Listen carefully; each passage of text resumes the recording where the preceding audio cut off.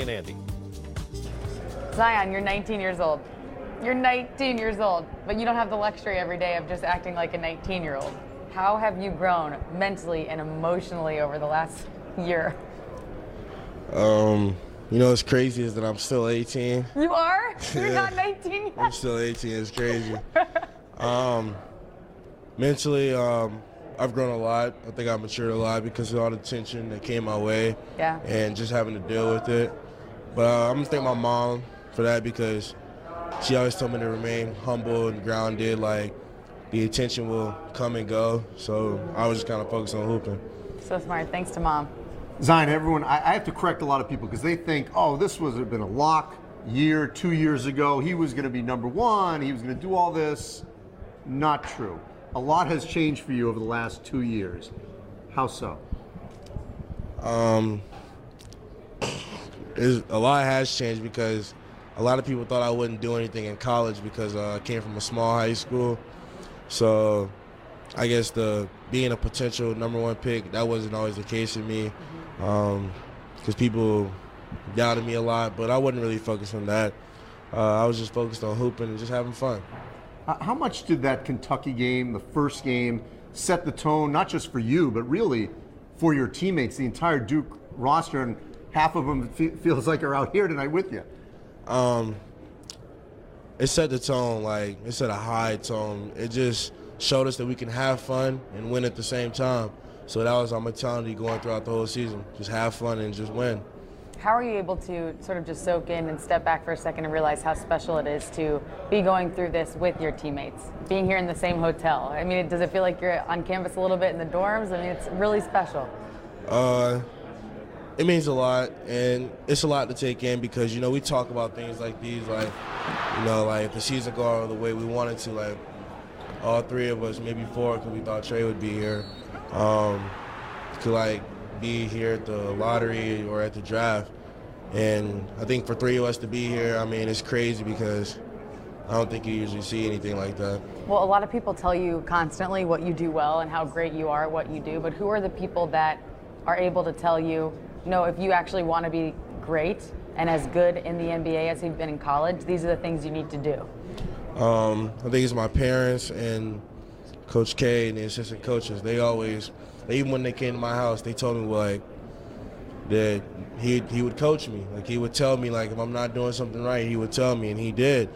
Whenever there was a small mistake, he was on me hard about it, and I think it helped me grow as a player.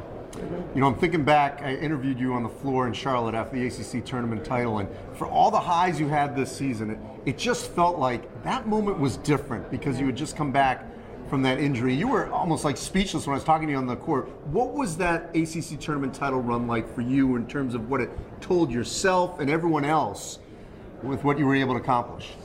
I think at that time a lot of people doubted Duke and us having a chance to win the conference tournament. I just got hurt. We lost 2 games, so things weren't really going our way. And we came together as a team. We were when we go to Charlotte, we're going to send a message. So I think for us to go down there and win 3 hard games in a row, it just meant a lot to us because we knew what we had battled through, we know what we had gone through, and just to be able to cut those nets down and be ACC champs, it meant a lot to us. Knowing how important it is now in the NBA to be versatile, to be able to play all 5 positions and guard all 5 positions, how much have you focused on ball handling, 3-point shooting, and making your game as well-rounded as possible? I focus on those things a lot because, like you said, in today's game, you have to be very versatile to be effective because you don't know how it'll be used on each night. So I just try to be the most versatile player I can be. Zion, there's no certainty in life, but whoever gets the number 1 pick tonight, more than likely, will take you. I mean, what's that like in terms of your anticipation of wondering which city, which franchise will get the number 1 draft pick? There's a lot, obviously, because I think not even just me, I think a few other players, we all dream of going number 1. So I think a lot of us are thinking, very excited about who could get the first pick. And like you said, it's not sure until it happens. So it's going to be excited for, the top 5, top 10 teams and, just pray and dream that we get selected. Do you have any good luck charms in your pockets or in your jacket or anything? Nah, I don't think I really have any good luck charms. I just try to speak it into existence or just try to make it happen myself. One of the best compliments, I think, when people talk about Zion is you don't remind them of anyone. Like, you have this unique opportunity to be your own player and be remembered for that. So how do you want to be defined as a player?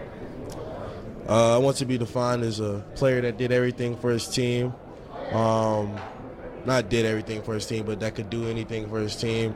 That played defense just as well as offense, that made his teammates better and just had fun with the game. I think that's the most important thing. So I try to smile and always have fun when I'm playing. So I just want to remember that way. That's why you get into it in the first place, isn't it? To have fun?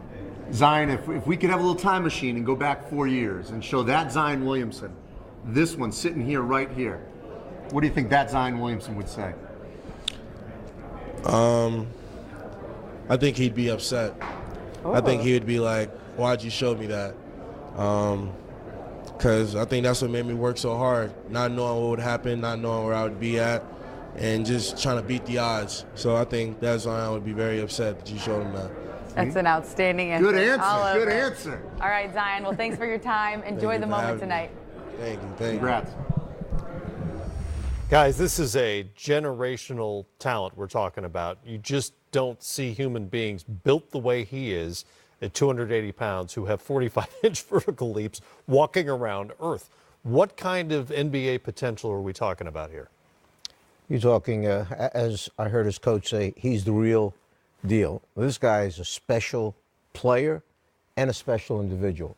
He's humble, his character, his ability to handle the questions. Tim Duncan I always looked at throughout his entire career and said, this guy's been like this from when he came out and came into the NBA.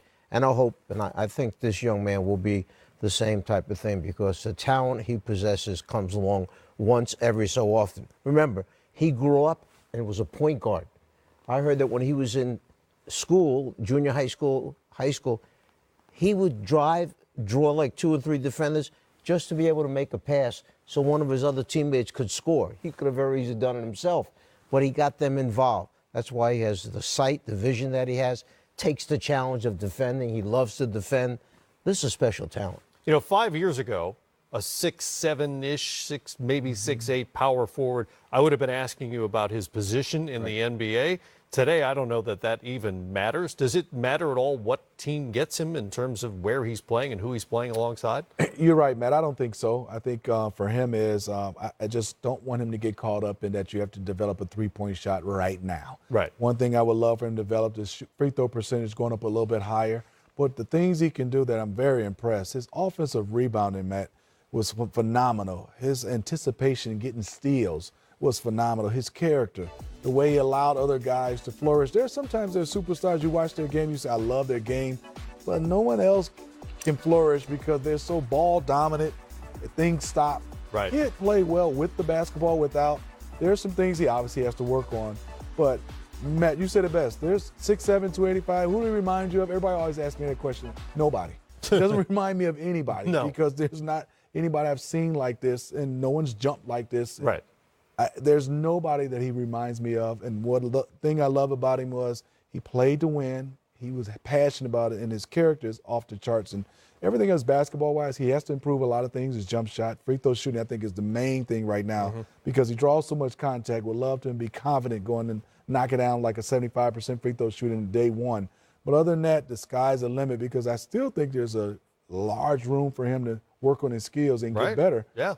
Which I think he can be a 10, 11 rebounder in his second or third year easily in this NBA. Well, as he pointed out, he's 18 years old. Yes. There's all kinds of potential upside for Zion Williamson. What have you seen from him on the floor in his one college year? Again, we're talking about such limited experience. I think Smitty mentioned a lot of it, the fact that he is blessed with this talent, skill level, and he utilizes all the different areas that go into it. Let's take a look at the past season showing you what he can actually do. Watch his ball handling ability. Have him on the perimeter. Everything is open underneath. Turns down the screen, crosses over, blows by the guy, and just to let you know, I can jump just a little bit. He's blocked out here. Well, he was blocked out until he jumped over the top of the defender and then puts it back in. And we question his shooting ability. Well, maybe it's a little bit of Magic Johnson there. He doesn't jump real high on the shot, but it looks here like he will make an adjustment and get better at it as we see him knock down a couple threes. So inside, without question, shot 68% for the season. Yeah. The second highest in the history of the ACC, and the only guy higher was our own Brendan Haywood. And Haywood, shot 69%. who spent almost his entire time within 5 feet of the rim, That's right? okay. I mean, he did what he can do well. absolutely. No, that's not a knock. But Zion Williamson shot 68% with sprinkling in threes along the way. Just amazing. All right, lots more to get to here. They're setting up in Chicago for the draft.